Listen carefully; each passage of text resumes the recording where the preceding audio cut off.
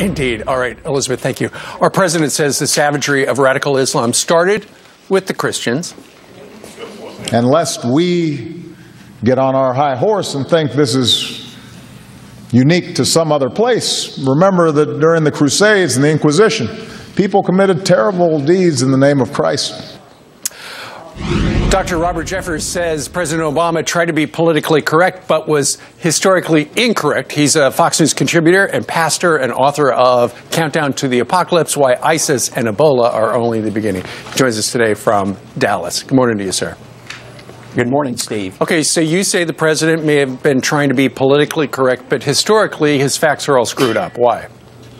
Absolutely. He was trying to draw a moral equivalence between radical Islam and Christianity that just doesn't exist when you look at it. Look, we're all going to concede that terrible things have been done in the name of Christianity. We all agree with that. But you have to put those misdeeds into context. For example, the president talked about the Crusades. The Crusades were terrible, but they were also the reaction to hundreds of years of Muslim aggression and oppression that preceded them. Or look at the Inquisition. That was another dark chapter in the history of the church. And yet, in the 450 years of the Inquisition, you had about 2,200 people who were killed. That's about 5 a year. More people were killed in a single day by Muslim terrorists on 9/11 than in the entire Inquisition put together. And that is why this equivalence doesn't hold up. Also, Doctor, the Crusades were 1,000 years ago. You know, ISIS is burning up people today and crucifying kids over in the Middle East today.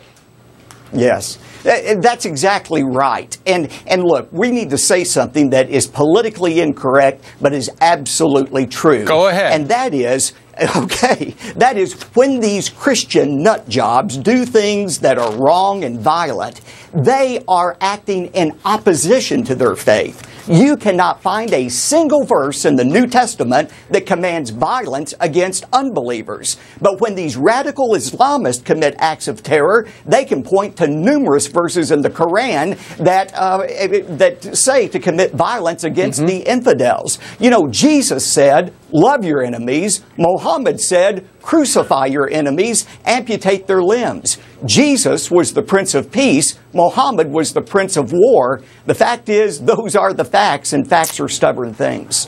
Dr. Jeffers, for the many Christians watching, you know, they're not as historically well-versed in religious history as you are.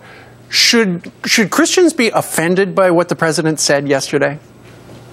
I think they should be offended by the president. You know, this is a rare talent to be able to stand up at a prayer breakfast and both deny the root of Islamic terrorism and at the same time degrade Christians. I mean, it's unbelievable that he would do that. But again, Christianity is going to survive President Obama. And my problem with this, Steve, is this is a part of a disturbing pattern of the president. Last week, he said he refused to acknowledge that this was a religious war. Well, from our perspective, this is not a religious war, but from radical Islamist perspective, this is a religious war, and we will never understand or be able to defeat our enemy if we first don't understand him. All right.